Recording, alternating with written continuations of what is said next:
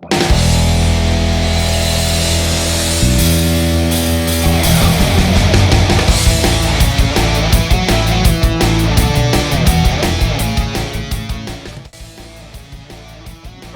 cold in here today. That's because we're doing a special project. My name's Sean here at the Hands-On Science Center.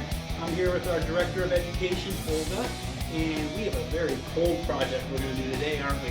What are we doing today, Olga? Well, we did have a lot of snow recently. It's winter time and it's pretty cold outside, so it is a perfect time to learn about snowflakes and do some fun projects. Very cool. We all know snowflakes are beautiful, but there's a lot of science behind it, and we're going to look at it today.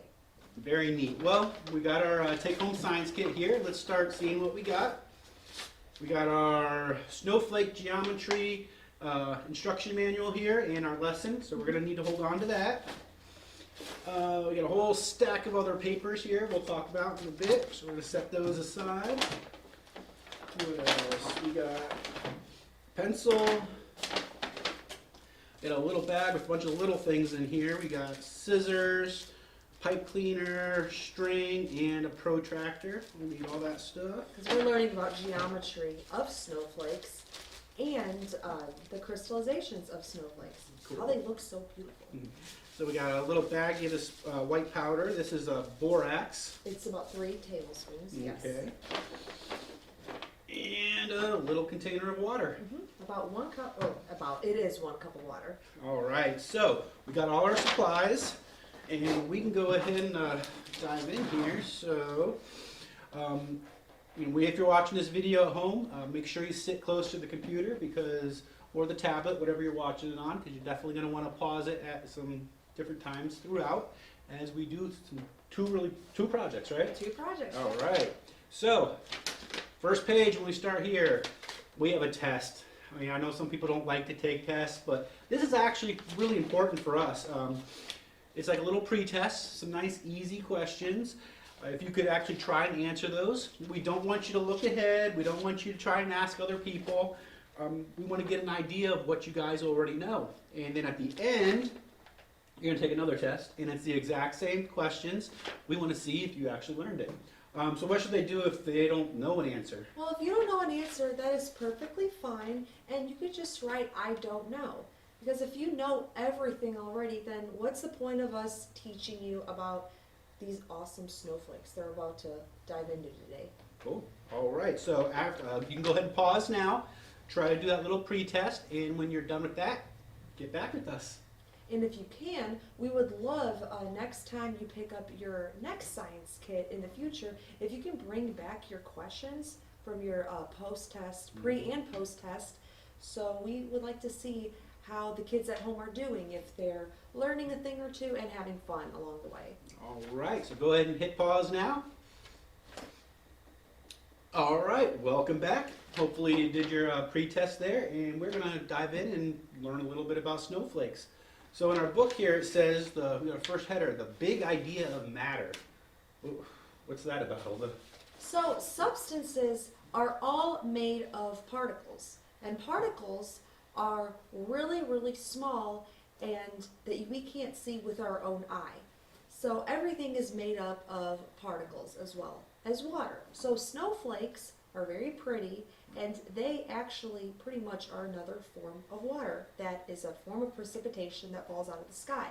So water has 3 different phases. Water goes through a liquid phase, a vapor phase, and a gas phase. So when water is about at 32 degrees, which is the freezing point, that is when we usually see snow, anywhere underneath 32 degrees. And this is when water freezes. So then when water is a liquid, that's very obvious. It's what we drink out of, I don't know where my water bottle is, a water bottle, or the wet stuff where we swim in. So that's the liquid phase. And then the gas phase is when water is at 212 degrees Fahrenheit.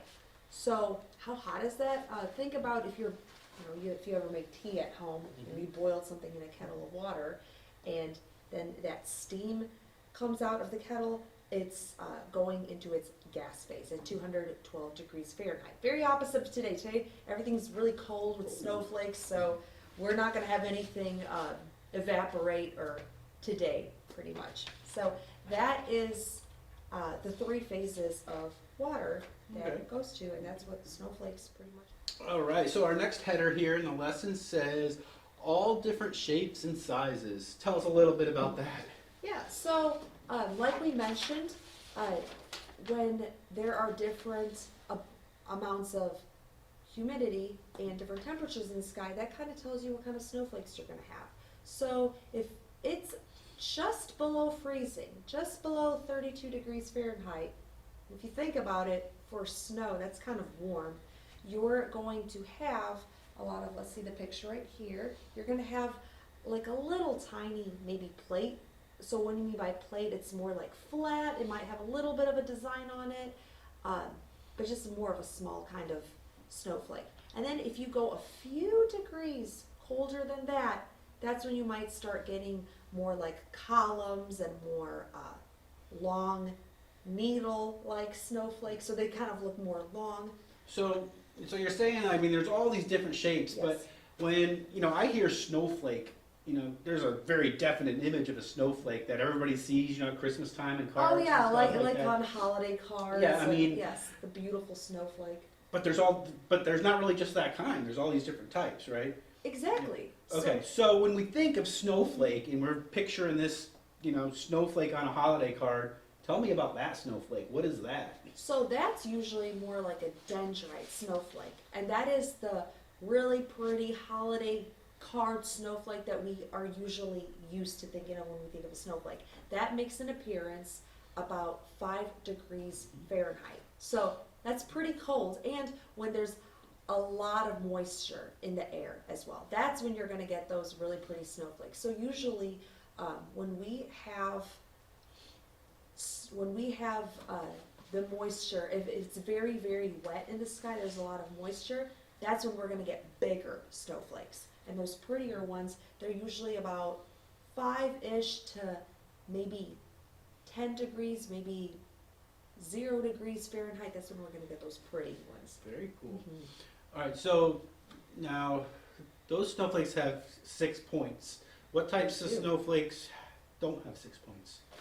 Well, all snowflakes have 6 points. Okay. So sometimes you might see like triangular like snowflakes, but really they do, if you look at these pictures over here, they do have them, and the triangular kind of like snowflakes, that usually happens when they're mixed in with other particles from the sky as they fall. But you will always have 6 points. So I know that a lot of us have made paper snowflakes at home, and you maybe want to fold it one way and another way, and then chop it up, and then you might pull out your snowflake, and it's just four Yeah. different points. I think we might have a solution to that a little bit later, don't A you little think? bit, yes. So And actually, it kind of talks about that here and explains why it always has 6 points, doesn't exactly. it? Because of how the water freezes? Yes. So they want to find other water molecules to stick to, and then once they do, how they're most comfortably attached to one another causes a hexagonal structure. So that hexagonal structure, hexagon, hex meaning 6, causes a 6-sided snowflake each time, every time. Cool. And then there's going to be a picture showing up here where it's talking about facets. What's a facet, first A of all? facet, so that's pretty much, if you take the T out of facet, think of a face, like my face. You see my face, your appearance. So a basal facet is the 2 sides, the top and the bottom of the snowflake.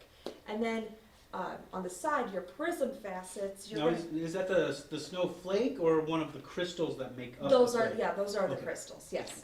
And then you're gonna have 6 different prism facets, so 6 different sides. Now, the beauty of snowflakes is that they all look different. Some could look, short and fat and skinny, and then some could be really long, really narrow. Sometimes they could be long and big.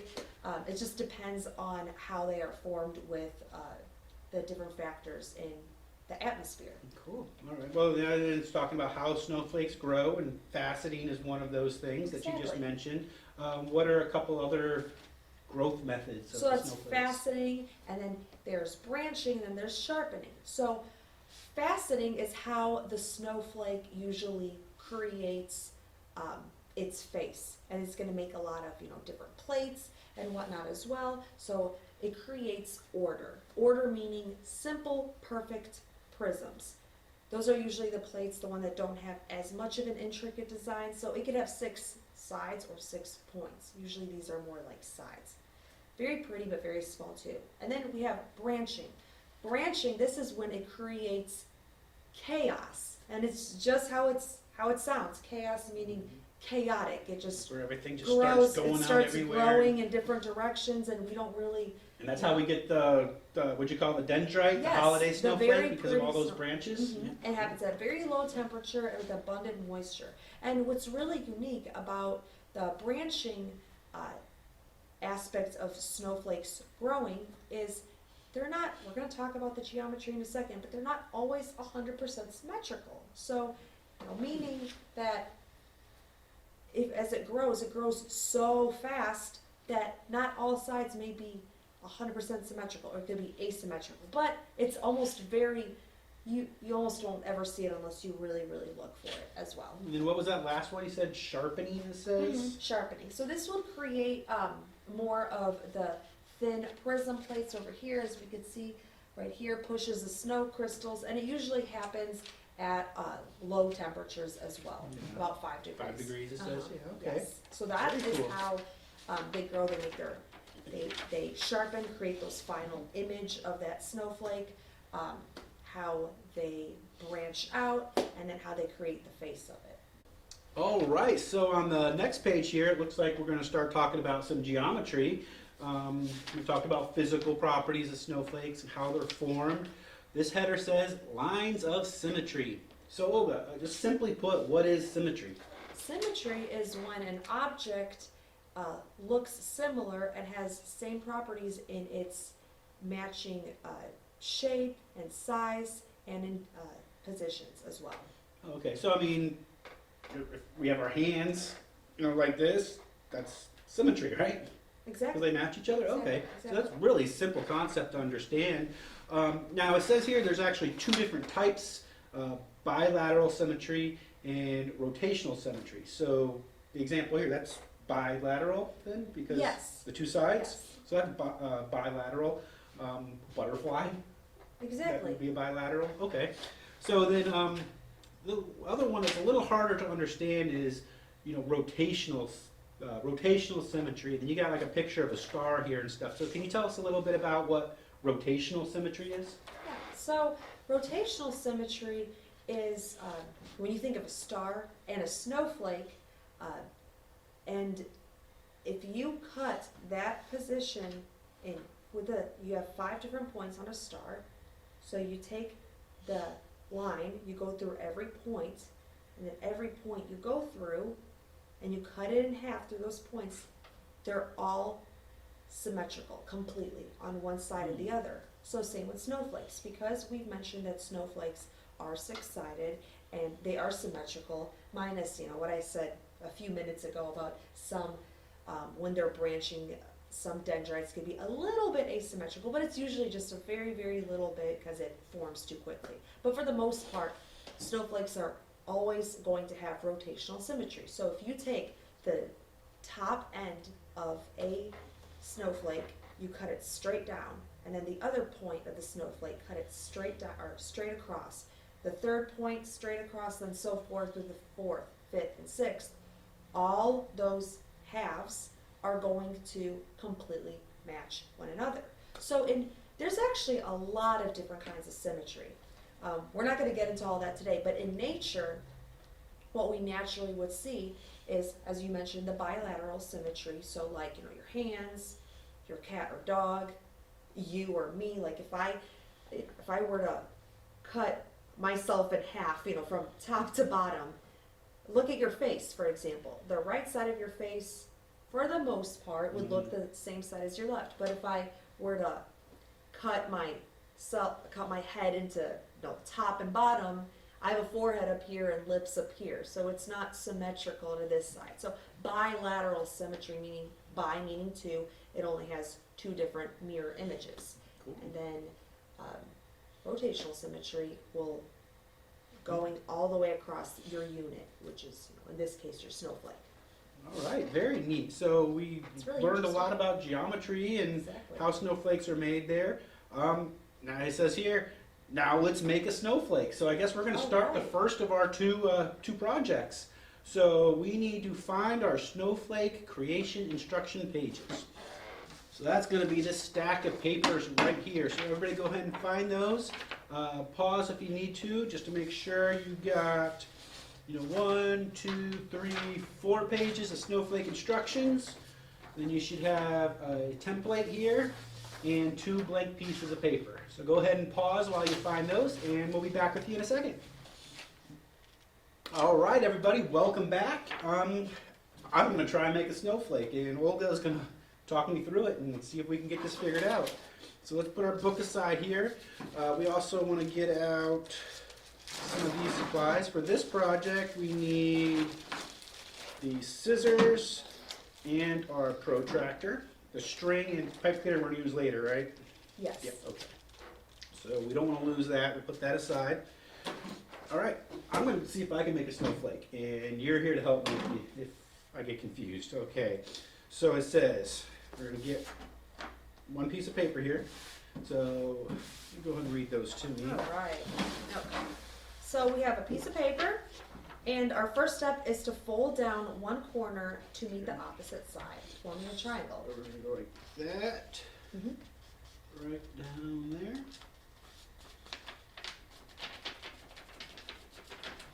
Now keep in mind, we are trying to make a 6-sided snowflake, Yeah, because so- that's what happens in nature. Yeah, we got to do this a special way. I mean, obviously when kids, we just, fold things up and cut it and make these pretty things, but we are being a little more scientific. We need to try and make sure our snowflake has 6 points. So we got to do it a certain way. All right.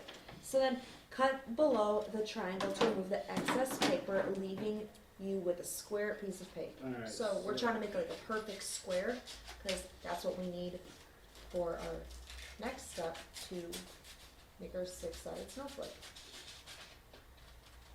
All right. So let's see, then if we open it back up, we have a square. Awesome. All right. So Next step. step 3, fold a square diagonally in half to come up with a triangle, which we kind of already did. Boom. All right. Step 4, fold the resulting triangle in half to make a smaller triangle. So we're just So going to fold go it again. like that. All right.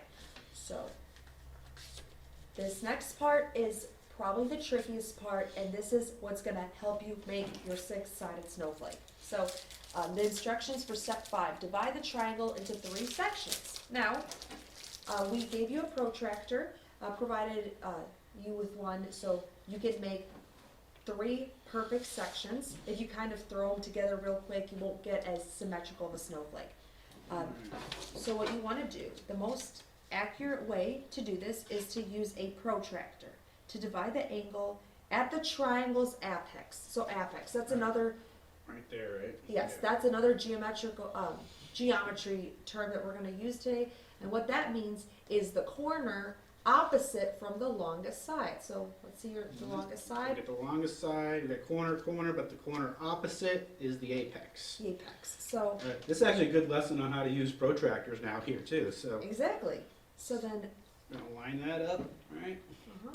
So we want on our protractor, 1 line of the triangle right matching the line that says 0, and the other line matching 90, because that's a 90-degree angle. It's a 90-degree angle. So it should be exactly matching like that. So 90 divided by 3 is 30. So then you'll have 30 perfect corners on your triangle. So I'm going to go from my 0, and then I'm going to move right around this way until where it says 30, and put a little line right there. And then 30 plus 30 is 60. So I'm going to keep going a little bit more. Put a little line right at 60.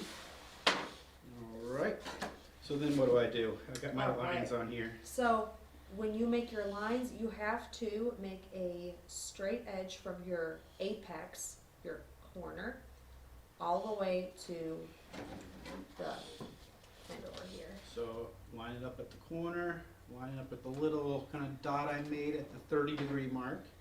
And then, it's not quite long enough to go all the way, but that should be good enough. That's good enough.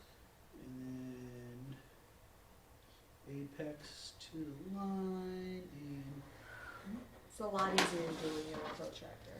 there we go. All right. So now I have 3 Cool. sections, each 30 degrees. So that divides the 90 degrees into 3 30-degree sections. Awesome. All right, So next. that was step number 5, and then step 6. Once you've marked out 3 equal sections, fold the left section towards the front. Alright, so we're gonna go right there on that line I drew. Right on. Did you draw? You didn't do it exactly on the line. That's okay. That's why we make our markings. Alright, so we have something that looks like that. Perfect. And now, similarly, fold the right section towards the front. Excuse me. The sides should hug each other perfectly. It's a There we good go. analogy I like to make when I made this. Okay, and then step 8, flip the shape over so that the side with the horizontal edge is facing you. Alright, so this is the foldy part. That's the flat part. Horizontal is this straight line here. So that's facing me now. All right, and now, step 9, cut along the horizontal edge so that you end up with a wedge. So right on there. It's like we did that work for nothing. We put it perfectly and then we're cutting it off. But no, it's gonna look very pretty. There we go. All right, awesome, great. Step 10, cut out random shapes. You can use the provided templates as practice if you would like, and slowly open your Snowflake. So if you want, we got this little sheet that we included here that gives you a sample of how you can do it. So before, this is going to be your special one that you cut out, and we'll talk about it again later, but oops, we're going to have a fun contest. The Sunday after we release this kit, we do a Facebook post that's called Show Us Sunday, or HOSC Take Home Science Show Us Sunday. And we are going to have a contest to see who makes the best snowflake. So if you want, you can practice on your template here. Just cut out your square, fold it up, and practice. Or if you're creative, you can just dive right on in. We gave you a couple sheets of paper to work your best to try and make your best snowflake. Exactly. So I'm just going to dive in and see what I can figure out here. So if you're, maybe creativity isn't really, or you can't really picture what the perfect snowflake might look yet, you can look at this sheet that we provided you and look at this little gray square and just take a look at how they, have the little pattern and design. So you can make them more with like triangles with little circles, and you can make it really intricate and elaborate. You can make it a little bit more bigger shapes, and you can just do it however you want to. All right, so Sean's doing some squiggly lines, cutting out a little, what looks like a candy cane on one side, right here. So about that Facebook post, we are going to, on January 17th, and it will be a Show Us Sunday. So any kids at home that made a really cool design, and if you want to share it with us, post your picture on the comments, and then the comments with the most likes or loves on them will win a little special treat from us here at the Science Center. Alright, and something else that's really neat too is when you're done cutting out your snowflake, if you have like crayons at home or markers, or if you have some glue, a little bit of glitter or sequins, you can totally jazz up your snowflake, make it pretty, make it however you want to. If you want to put stickers on them, stars, dinosaurs, whatever you want to do, this is very unique to how you do it. And also, don't worry about it I know it was a little bit hard to cut it out because it's getting kind of thick. Snowflakes are not always 100% symmetrical. I mean, they're usually are for the most part, but they have those little rough edges here and there. So the more kind of rough your snowflake might look, that actually is what it would look like a little bit more in nature. I just thought of one more little thing. I'll do one more right here. Shows All right. something creative. So, I did that. What's the next step? All right, now slowly open up your snowflake. All right, so Let's let's see what do we it got. slowly so in case. So, we're gonna do the reveal here. I think we might need a drum roll. Let's see what we got. All right, open it that way. Open it that way. You don't want to do right. There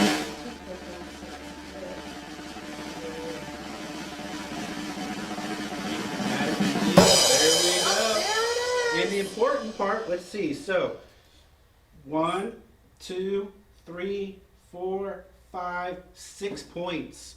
They're not real strong points on mine, the way I designed it. Let's Six scroll up lines of here. symmetry. So I think, yeah, 6 lines of symmetry for sure. Not super pointy, but if we, If you wanted to make it more like a prominent point, I don't know, I'm gonna do a little science experiment. okay. Let's try it. All right, so if I maybe cut like that, Cut it off. cut the top a little bit so it's a little pointier there. Yeah, What do you think of let's that one there? see. I don't know, let's Mine try. have six. Open it, open it. Some sides of a snowflake have 6 points or 6 sides, but they have 6. There we go, symmetry. that's a little different. Oh, now you got a different Yeah, snowflake. there. That looks So like a star fruit. 1, 2, 3, 4, 5, 6. How Perfect. beautiful. So you can, at home, decorate your snowflake as well. And if you have any gift wrapping paper left over from Christmas time, gift wrapping paper is kind of thinner. You could fold that as well and maybe make even more intricate designs since it'd be easier to cut as well. I mean, this is all about science, so definitely experiment. And after you think you found the perfect star, you can have your parents submit that on our Facebook comment that we will do on the Show Us Sunday. So, we're going to put that aside for now. We might talk about it again a little bit. We have a blue crayon, so Sean can color it later. Maybe I'll color it later, yeah. And then we're going to go back to our little instruction book here. So, you probably want to pause to make sure you get all that figured out, and then we'll join you back here in just a second. All right, so welcome back. We are going to go ahead and move on. This next page says crystals. I think this is kind of leading us up to our next fun project, isn't it? It is, yes. All right, so crystals. Now we talked about crystals a little bit. We talked about the ice crystals that actually make up a snowflake. And now you mentioned that those crystals are all, have to be 6-sided. We got a couple pictures of different types of crystals that are actually different shapes and don't have, 6 sides. Why did you say a snowflake crystal is always 6, but then now we have different shapes? Exactly. So crystals are all different. On the pictures we have table salt and quartz. It looks like quartz might have maybe 5 sides. Table salt looks more cubical instead of like a hexagonal shape like a snowflake. And the reason for that is snowflakes, are made of water, H2O, and how it's chemically formed and how when those water molecules link to one another creates 6 sides. Now, these other crystals are made of all different elements on the periodic table, and how they are chemically formed when they link to one another or to other elements, they might make different shapes. So that's why crystals are very beautiful and they're all very unique as well. Cool. All right. So the next paragraph here says, hot water can dissolve more borax than cold water can. And then it says, and we want our water to have the absolute most borax it can hold. Now I know that might be a little bit confusing the way we worded it there because we haven't actually talked about, what our next cool project is. So what's our next cool project going to be? Well, we are going to make a borax crystal. So like our paper snowflake, we made a very pretty 6-sided snowflake. We are going to make a 6-sided figure as well, like a snowflake, and we're going to grow some borax crystals on them.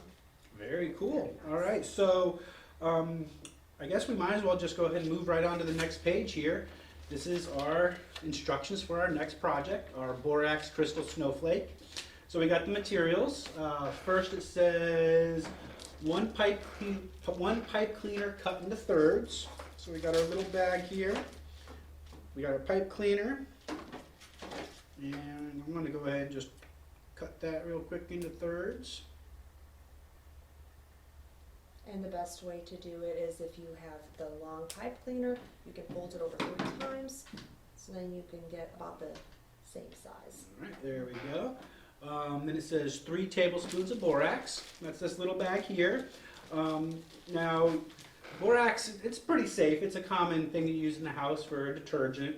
But there is a warning here. Borax can be irritating when exposure occurs through the skin or eye contact. Inhalation, that's breathing it, or ingestion, which is eating. You definitely don't want to eat it. So please do not eat it. Adult supervision is recommended. Like I said, it's pretty safe, but like anything, you don't want to get it in your eyes, your nose, or your mouth. So just be real careful. So that's our borax. Then we have 1 cup of water. It says scissors. I think that was for cutting our pipe cleaner there. Our pencil and our piece of string. All right, so let's go ahead and look on here. Step 1, microwave a cup of water for 2 minutes. All right, here it is. We're going to go ahead and do that. One thing you definitely want to do first is make sure you take the lid off. A lot of people may know what happens when water is heated and it expands. We don't want the lids popping off in the microwave and making a big boom. So we're going to make sure that we take our lid off. And we're going to put that in the microwave. So everybody at home can go ahead and hit pause. Get your parents to help you. You're going to put this directly into the microwave for 2 minutes. And we will be right back with you. All right, we are back. We got our warmed up cup of water here. It's really hot, so make sure you have a parent helping you get this out of the microwave, or use an oven mitt, or maybe a paper towel, or a kitchen towel or something, because you don't want to burn your hands either. All right. Step 2, with the scissors, cut the pipe cleaner. Oh, I went ahead and already did that. I jumped ahead. Step 3, twist together the 3 sections of the pipe cleaner. So we want to twist it together so it kind of looks like a star, and it doesn't have to be perfect, but you want to kind of go like that to start. You can take another one. Add that one. Twist him right in there. And then you can move the legs so they are more evenly shaped out.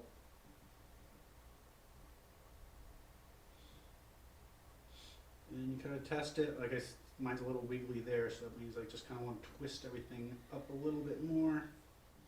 Looks good. Doesn't look 100% symmetrical, but that's okay. All right. All right. So then it says cut string about the size of your pencil. We went ahead and already did that for you here. Tie one end of the string to the center of the pencil. So you tie that on there. Alright, and then it says tie one end of the string to the center of the pipe. All right, so we're tying it around here. Then we tie. Now what we want to do is make sure, and slide this string to the side for now. You want to try to get it at the perfect length, so our star is just kind of hanging in the middle of the borax there. Yes, so you don't want, well, it's kind of hard to avoid, I guess, but you want to try very hard to not have your snowflake pipe cleaner touch the sides or the bottom of the container. Okay. So for now, I'm just going to go ahead and you can cut off some excess do string that, because too. we'll shorten it. But we'll do that for now, and then we're going to set that aside. All right, and then it says, what does it say Your for the borax. next step here? So add 3 tablespoons of borax powder to your cup of water in the container. Stir the solution carefully since it's hot, and make sure all your borax dissolves. So we're going to dump that in there. And then actually just use the end of our pencil here to Might as well. Stir. This may take a little while. You're going to stir, stir, stir until you see almost all that borax dissolved. So, do this, and we're going to fast forward. All right, it looks like we are just about dissolved. So, let's see, stir until our borax is dissolved. It's over here. And By then, holding the pencil, alright, it's the next step. By holding the pencil with the snowflake tied to the string, lower your snowflake into the hot, supersaturated borax/water solution and let it sit undisturbed overnight. all right, so you can kind of see how mine's a little lopsided. Now's where it gets tricky. You got to try to bend your star however you can to get it So here, as what flat as possible. a trick that I did Mm-hmm. earlier is if it's still kind of bending over to the side, you could take one of your pipe cleaners, move it over so it's more flat. And if it's still doing that, you could move it over as well, over here. Or you could just tie it one more time, this string right here, if you have a little excess. There. There we go. There, That's a lot. perfect. So just kind of fiddle with it until you get it nice and straight, and then you're going to carefully lower it down in. Now, it looks like my string is a little bit too long because I'm sitting on the bottom. So that's simple. We just twist the pencil a little bit, roll it up until everything is under the water, but not on the bottom. And you don't have your sides, or you don't have your snowflake touching the side. So that's perfect there. I am floating in the water, just hanging there. So, we lowered it in there, and then what does it say? It says, now we gotta let it sit. So we have to let it sit overnight. And it's best to do it in an undisturbed, quiet place as well. You really want to give time for the borax to allow the crystals to form as well, and then tomorrow a lot of the water will evaporate. Cool. As well. So I think we're gonna do one of our special, time machine things, and 'cause I think we prepared some of these ahead of time just to kind of show you some examples. So we are going to zoom into the future real quick and grab these. So these are just a couple examples of the next day, what your project may look like. Now, I'll be honest, these are a lot longer than the next day. They didn't really change a whole lot, though, did they? Not really. They got a little tiny bit bigger, but pretty close to what they looked like the very next day. Oh, that is so pretty. So here is one example. That is very, very pretty. And if you want to pizzazz or jazz up your snowflakes, what I did with mine over here is I put a little bit of food coloring in it, food dye, and I put blue in it. And it's not as blue, not as prominent, but if you have some food dye, you can totally go ahead. I think it's still super beautiful without even the food coloring, especially with the pipe cleaners. You know what I'm going to do is I'm going to cut my string off of mine here. And then, well, might need to let it dry a little bit, but I think what might be real cool, you're talking about decorating our cutout snowflakes Yeah. here. I think I'm going to glue my crystal snowflake right to the center. Oh, that would look so neat. So if you have any glue at home as well, you could glue your borax crystal to your snowflake. We have a really cool decoration. That is And neat. then, again, don't forget, Sunday the 17th, The 17th. we'll be doing a post on our Facebook page titled Take Home Science Show Us Sunday. And whether or not you use your borax crystal or color it or whatever you want to do, practice a few and make your most perfect star. Have your parents post a picture of it on there.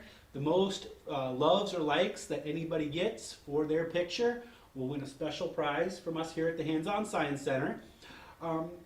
So I hope you guys enjoyed this. I think this is a really cool project. Thank you, Olga, for Thank you. teaching us geometry, a little bit of chemistry there, and just having a really fun time. And just embracing this nice wintry weather we have. Absolutely. Definitely stay tuned on our Facebook when we'll be announcing our, whoops, be careful, you don't want to spill stuff. We'll be announcing our next take-home science kit. Yeah, I am excited. Science is exciting. We'll announce it there on Facebook. Make sure you follow that. We also are doing our science dailies. We have fun facts every day, DIY projects, a couple new stuff that is coming up in February. We're going to have a couple new series on there. Lots of exciting stuff here at the Hands-On Science Center. All this stuff that we are doing now, since we're closed to the public, is 100% free. So if there's any way you can help us out, a couple different ways you can. One of the most important one is all this virtual stuff that we're doing on Facebook and things like that. Just share them. Make sure your friends see them. That really helps our posts go viral and helps get the word out about these great programs. So that is the easiest way you can help us. Of course, if you can help financially, go to our website. It's www.hosc.org. Right at the top there is a little donate button. If you can click that, it'll really help keep these free programs going. We can't do them forever without the support of the community. So if you're enjoying this stuff, please do. I think I'm going to go back to decorating my snowflake here. You guys, thanks for tuning in. Have a great day.